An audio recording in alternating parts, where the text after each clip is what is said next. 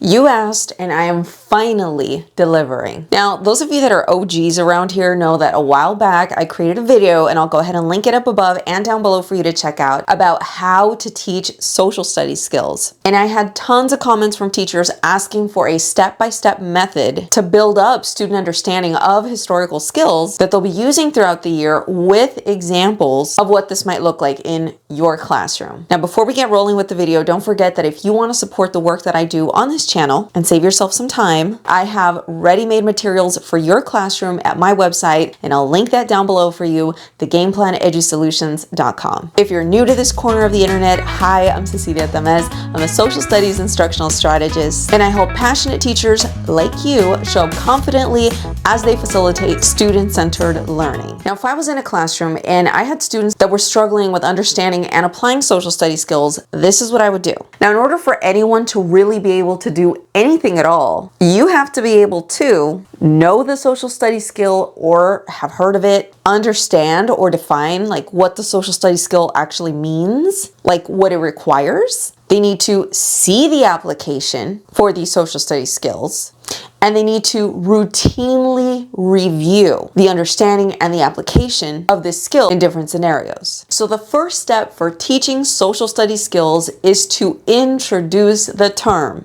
So I'm not sure if you watched my previous video about how to teach history vocabulary, but if you haven't, I got you. I'm gonna link it up above and down below for you to watch after you watch this video. But essentially, we're going to take a similar approach. So some of these words like compare and contrast, some students can't differentiate, they can't define, they don't really know what this term means and what it's telling them to do. So we need to ensure that, first of all, our students know what this word means. So we're going to take that similar approach that you'll see in that video, and we're going to apply it to teaching students social studies skills kind of in the same way that we would a vocabulary word. Now, I know that usually the first week of school, we're waiting on textbooks, students need to have sufficient time to get materials and all that. And I'm just gonna put this out there, okay? No hate to icebreakers, because they do have a place. They can be intentional and purposeful in growing the rapport with your students. But hear me out. I recommend the first week of school, if you are literally just doing icebreakers to like eat up time while,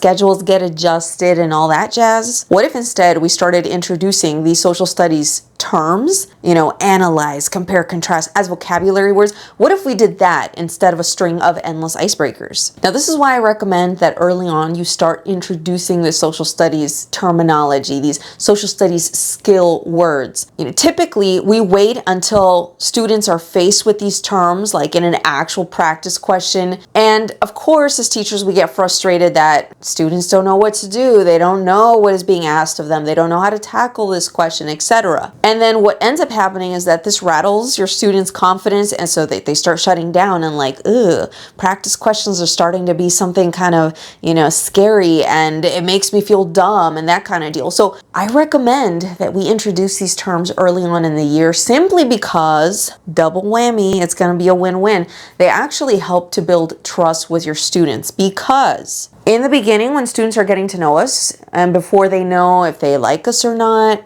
they have to know that you're worth trusting, which means that if you take the time to introduce this vocabulary, and not only that, explain students why you are making this part of their instruction. So literally, and I recommend you be ready with the receipts, okay? Whip these out.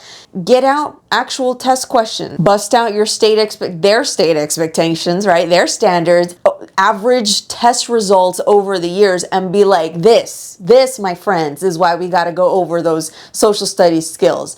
And so what you're communicating to students is like, listen, I know this looks challenging, but I got you. You're with a pro, baby. Like, let me show you how we do.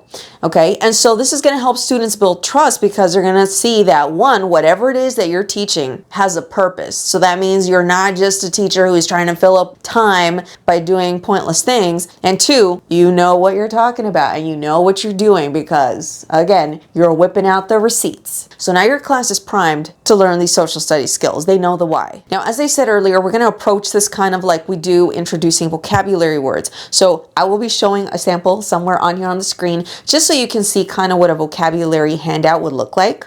And what I usually recommend and what you'll see from the vocabulary handouts that I offer on my website is the definition is already written for the student, and then the students would follow along with you either through direct instruction or through the activity, and they would just be writing the term at the top. And one of the reasons why I do this is because you don't want to eat up all your instructional time having students write, 5 sentences for each definition, because that may not be the most effective use of your time. And this is especially true if you actually have students who struggle physically with writing. Now, the beauty of having the definitions already written and your students are just writing that one simple term, vocabulary word, is that this gives you time during your direct instruction or however it is that you're going to be introducing these social studies vocabulary words, these terms. It gives you the opportunity to offer students non-history examples. And why do we want to use non-history examples? If we only stick to history examples, we're asking our students to connect an unknown idea with an unknown term. But if we use an idea that's relevant, that is something that they are familiar with, and then you just make the connection with, okay, you know how this exists? Okay, it's just the same as this. Or you know how like this happens when this? Okay, it's just the same as that. And so now you got a familiar being paired with the unfamiliar, and so now that makes the unfamiliar familiar, okay? So that's when the light bulbs start going off for the students. Now I realize that thinking of non-history examples on the spot is obviously something that comes with time, that comes with experience, but don't worry if you need a guide for that. I do have a resource on my website that's ready to download and use. Now, once students have a scaffolded handout, they've heard the definition, you've given them a non-history example, okay, it's starting to click. So it's kind of like a vocabulary word that they're learning. We got the visual cues. Now we want to make sure that students know these like the back of their hand. So what are we going to do? I said we're taking the same approach that we did when learning vocabulary. And so now we are going to play a vocabulary game where students will get to practice recalling and identifying these terms. And get this, if you're late to the party, I also have a video about vocabulary games you can play, and I'll link that up above and down below for you in the description. All right. So let's recap. By this point, your students should have been introduced to the words. They should know the definition for the words, like what does it mean when I say analyze? What does it mean when I say compare? They will know the definitions for that. They will have heard non-history examples that go with those terms so that it clicks for them. It's relevant. They get it because they associate it with something that they do know. And they've played a vocabulary game in which the students are now teaching each other and they're practicing identifying the meaning of these words so that they can retain that understanding of that social studies skill. Now, step number 2 in teaching social studies skills is all about helping students understand the term and understand it in the context of your social studies course. And obviously this also involves showing students how they'll be assessed, how this will be presented to them. Now we're going to do an I do activity. So you as the facilitator are going to model for the class how the definitions that they learned is used in social studies questioning. So for this modeling portion, you can actually select a question, a practice assessment question. Now you might be thinking like, oh, Cecilia, this is so not creative. It's boring. Guess what? It gets creative. After you model the first, you can literally pick a random, for example, popsicle stick, right, out of the cup and be like, all right, for this next question, so-and-so is going to be our coach. All right, coach us through. So just to be crystal clear, you might also be thinking, well, it's like the first week of school. My students don't know any content. What do you mean we're going to do practice questions? What you're modeling for your students is the process of breaking down. So let's say, for example, they understand now what compare and contrast means, right? It means give me the differences and similarities of. And so with that understanding, you'll be like, look, folks, it's going to look like this in an actual question. All right, folks, what social study terms? Take a wild guess. Read the question, read the choices. Remember, you don't have to know any content at all, but what does it seem like they're asking us to do? So think of your social studies terms,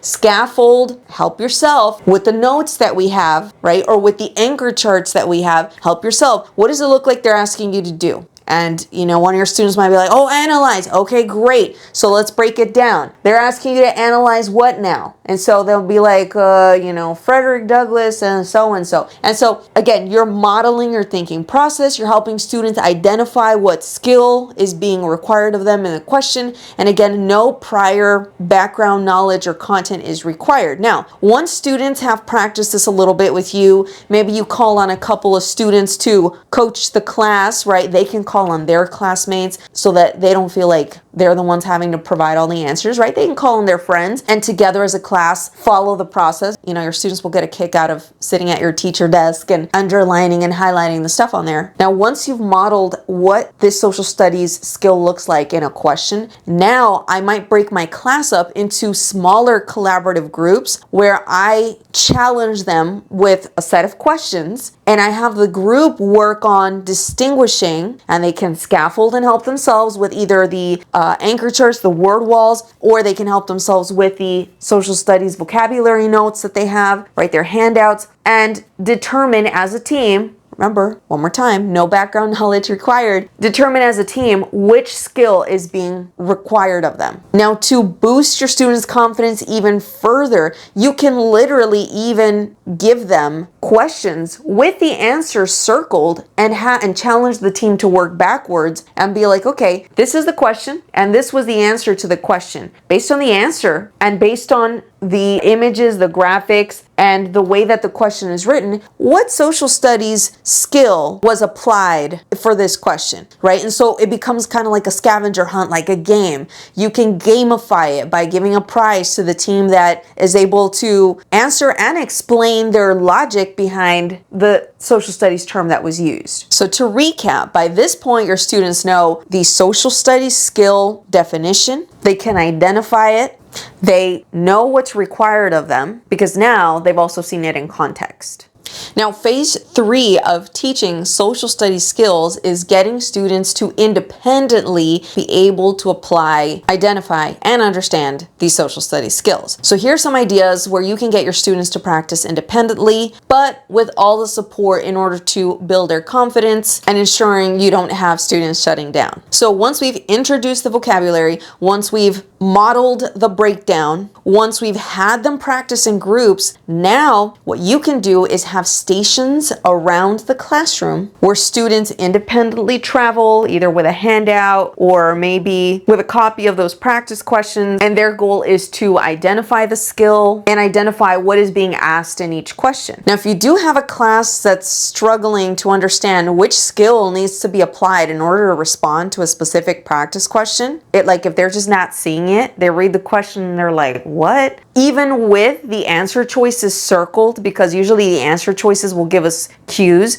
We've been talking about compare and contrast, and sometimes the answer choice will be written as, well, this did this, while the effects of this was that, right? And so that tells us we're making a comparison, right? So it's a little cue to help your students. So if they're reading these questions and they're even being given the answer choice as a means of scaffolding, as a means of support, and they're still not getting it, there's a couple things you can do. I advise that you make your questions non-history scenarios. So we're going to make it more attainable by giving them a scenario that they can reach, that they do understand and they have familiarity with. For example, let's say the question is, compare and contrast Ariana Grande's and Hilary Duff's musical career. Now, if you want to be extra, you can add answer choices and actually circle an answer choice like it's an actual practice question. And then what your students would need to do as they follow along and visit the different station is explain, all right, so based on this question, what skill are they asking you to apply? And how